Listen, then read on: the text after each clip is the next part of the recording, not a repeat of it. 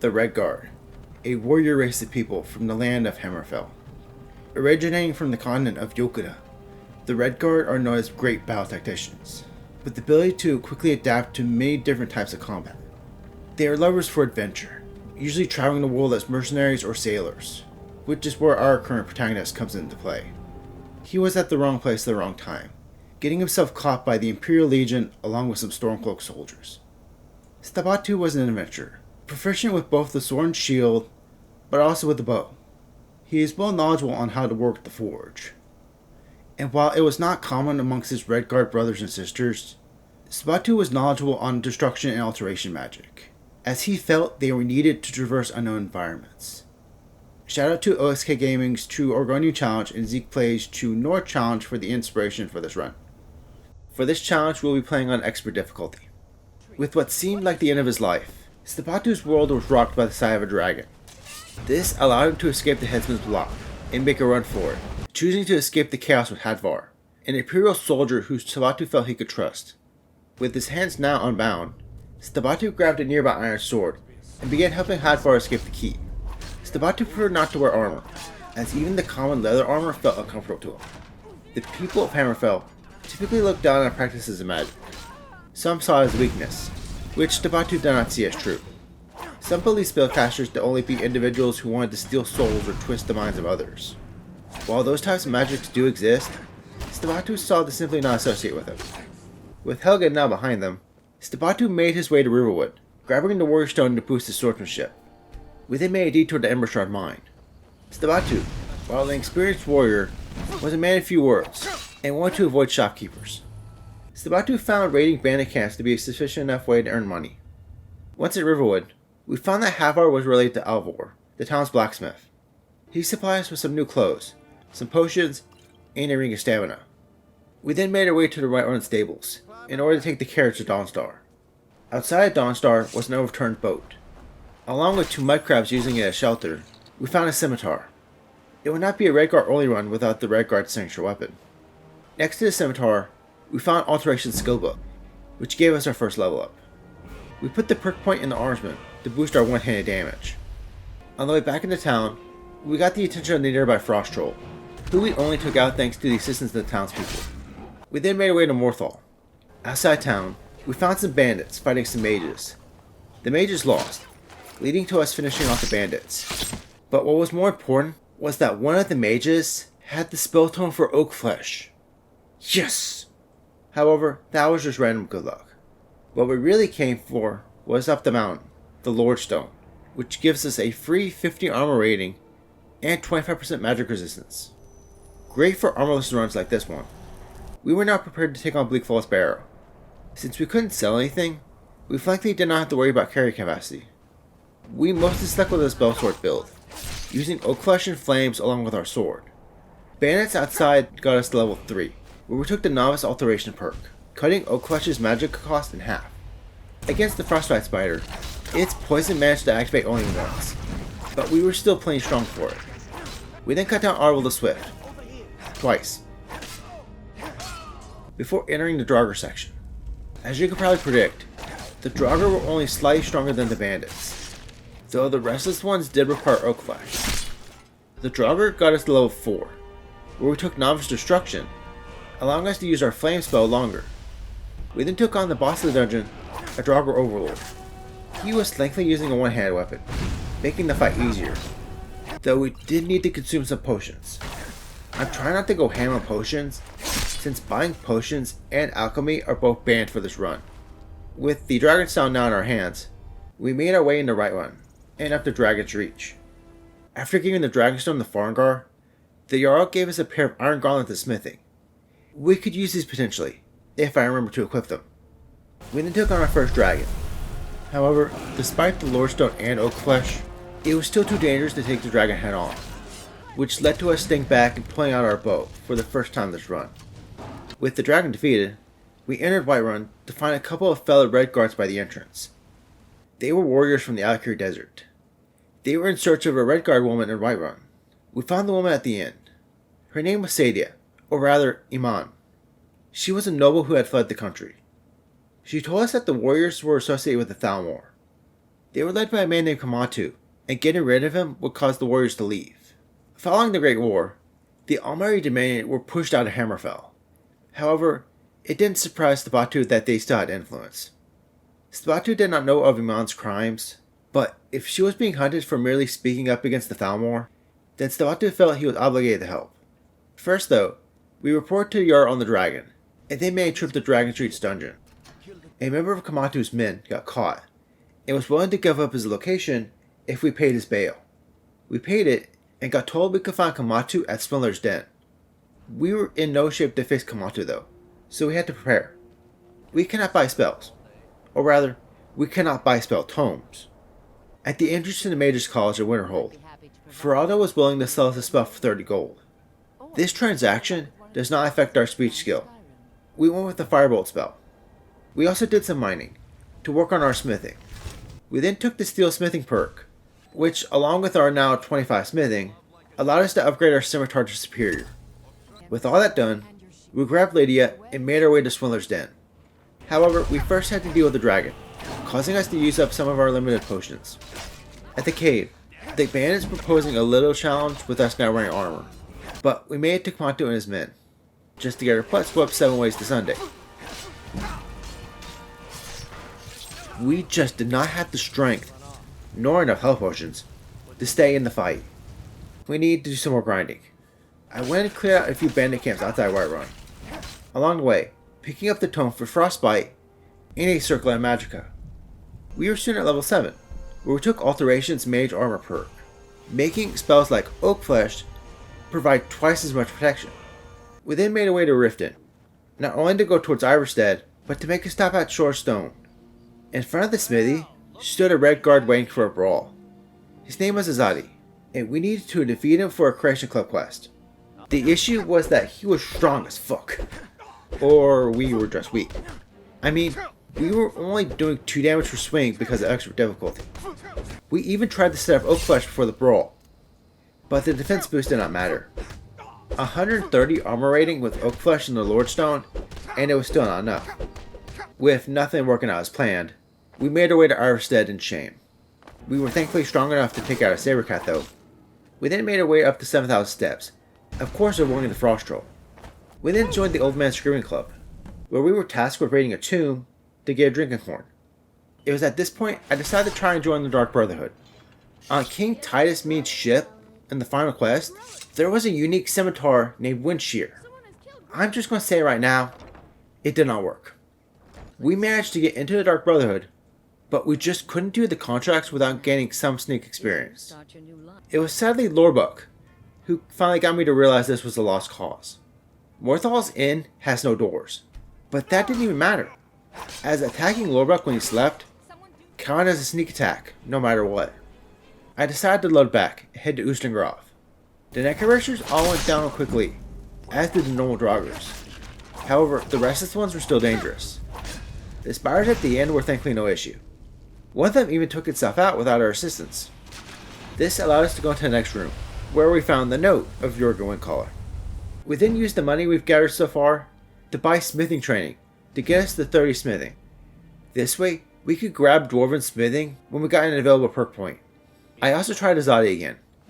Oh, and on our journey, we found some gloves. They were just normal non-enchanted gloves. They're just there for the fashion. Thanks to having a lot more potions than last time, we beat Azadi. This resulted in Azadi giving us a note, saying they would be in touch. Finally, we got something done, though I doubt Kamatu was possible now. So we made a trip to Whiterun, where we confronted Mirak's cultists. With the assistance of the guards, the cultists were quickly dispatched. We then waited in the town square for multiple days. We were waiting for a note from a courier to continue the quest from Azadi. The courier never showed up, so I went around doing some more grinding just for the courier to find us at a farm. Or not. By getting closer to the farm, a new courier spawned and gave us the note. It was from a man named Fige. Fige was the leader of a group of Hammerfell spies named the Remnants. As I mentioned earlier, though the Thalmor left Hammerfell years ago, they continued to have an influence in the country. Fige received word that Rakid, another Remnant spy, had been captured by the Thalmor, thanks to the assistance of Ismail, a Redguard noble. Thalmor were going to transport Rakid across Skyrim soon, and Vtuber needed help rescuing him. He then asked us to meet him at a cave outside Markarth. Inside the cave was a large pool of water, along with a chest and a singular Redguard man. That man was Vtuber. Vtuber tasked us with going to Karthwasten and Iverstead. To reach Karthwasten, we need to confront some Forsworn, who took us down with ease. This resulted in me deciding to have some fun. At the Markarth stables, we can pay 500 gold to employ Vigilance, one of the strongest pet companions in the game. Using Vigilance to keep the Forsworn's attention, we managed to take him out and head to Karthwasten. Stationed at both the cities were a couple of Remnant spies, who both gave us notes, telling us that the Thalmor were heading to Morrowind and would be making their way through Thunderstone Gorge. We, along with some Remnant spies, were to confront the Thalmor at Thunderstone Gorge.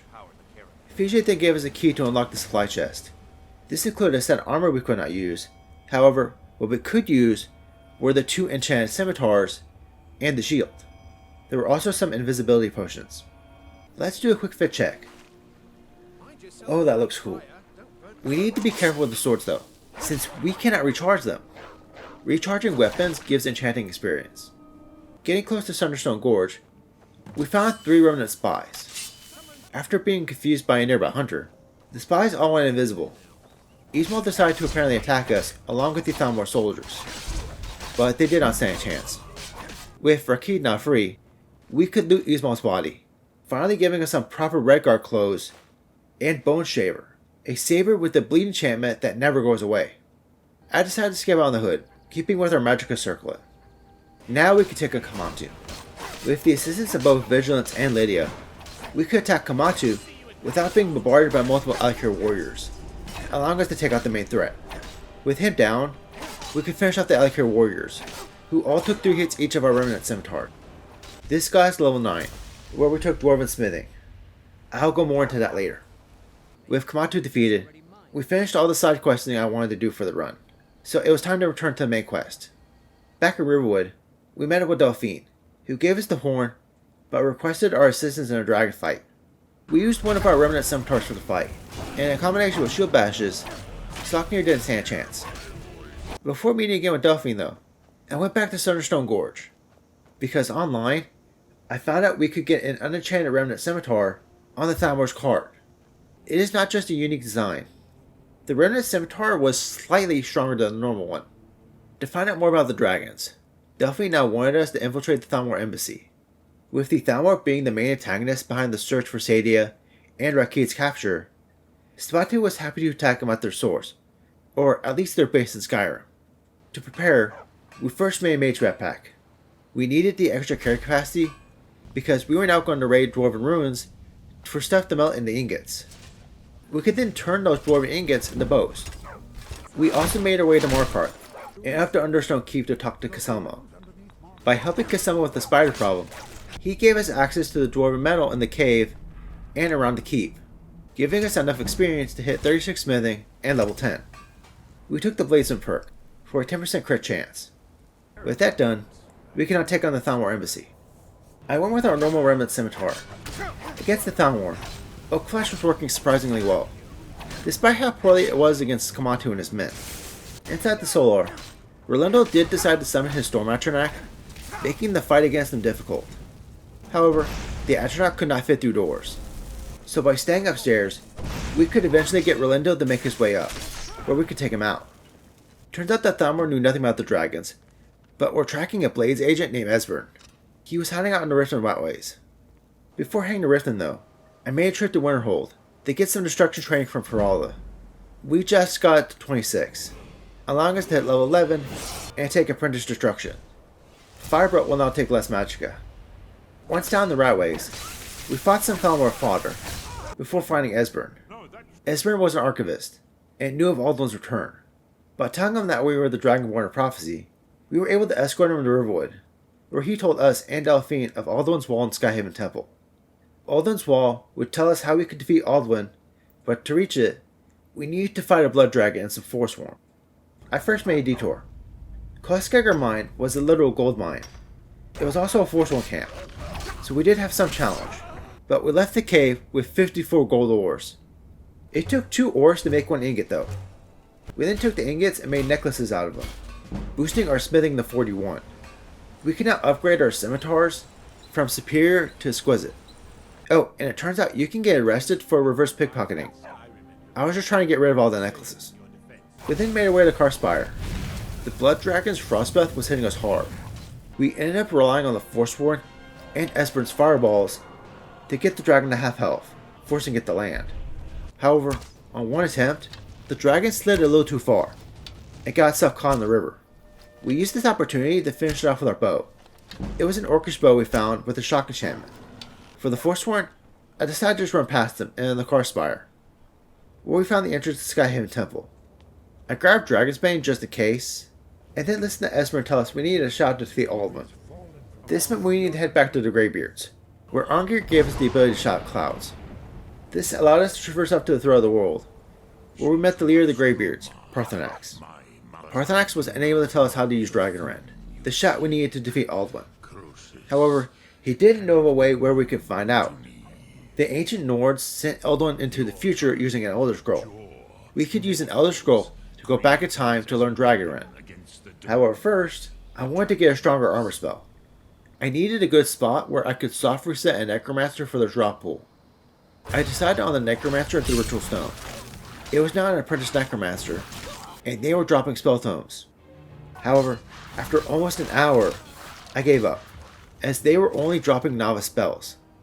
We needed to find a Necromancer adept. To search for one, I first checked Hobbsfall Cave. The cave was crawling with Necromancers. Yes, I did check out the spell tomes chest. I only took the elemental spells. The unbound ones were too broken.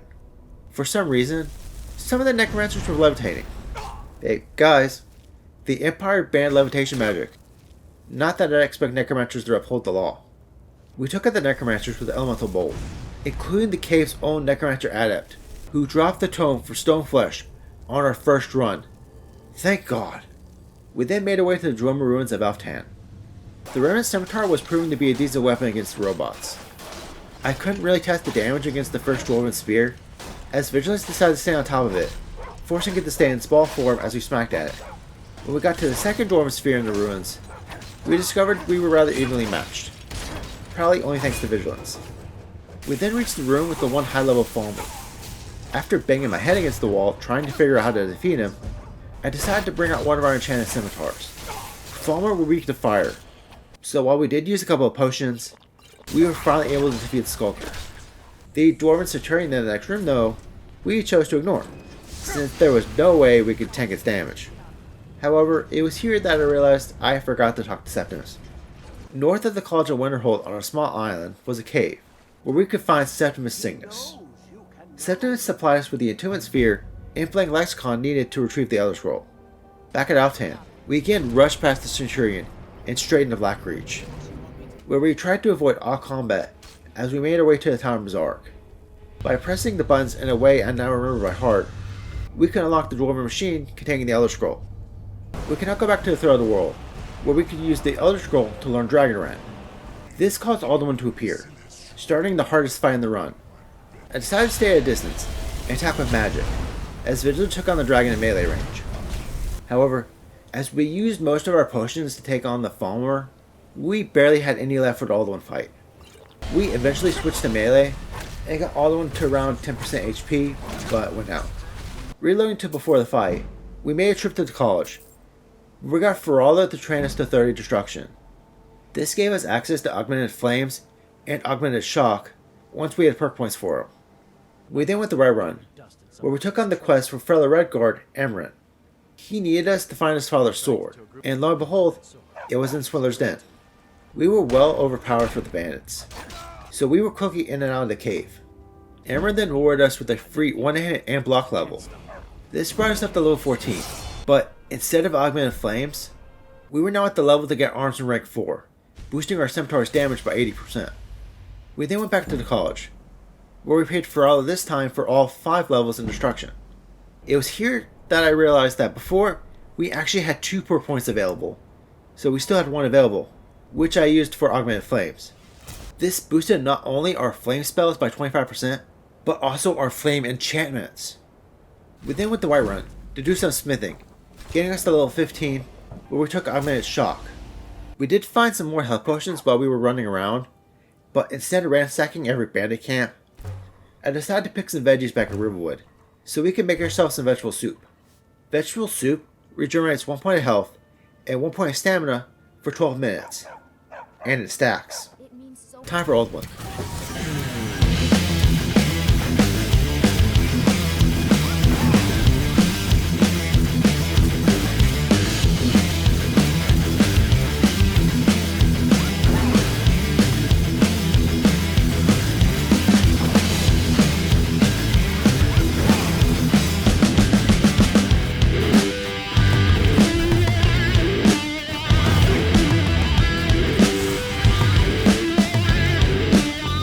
With Alduin defeated, the hardest battle was now behind us, but the challenge was not over. We now had to deal with the most boring part of the challenge, the Peace Council. This way, we could then call Odoving, trap Odoving,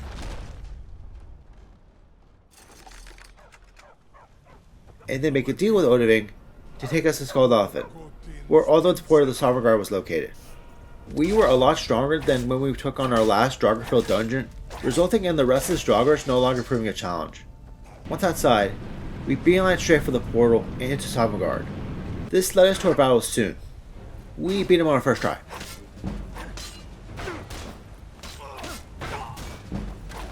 We can now enter the Hall of Valor, where we found the ancient Nords from the Elder Scroll flashback. With their assistance, we took on Alduin. It is no shock that this battle is easier than the first.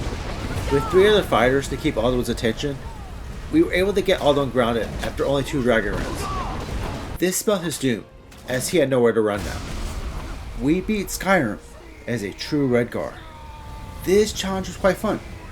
If you enjoyed it and want to see more, let me know in the comments. Maybe we could have Stabatu take on the DLCs. If you made it this far, please consider giving a like and subscribing to the channel. Thank you all for watching.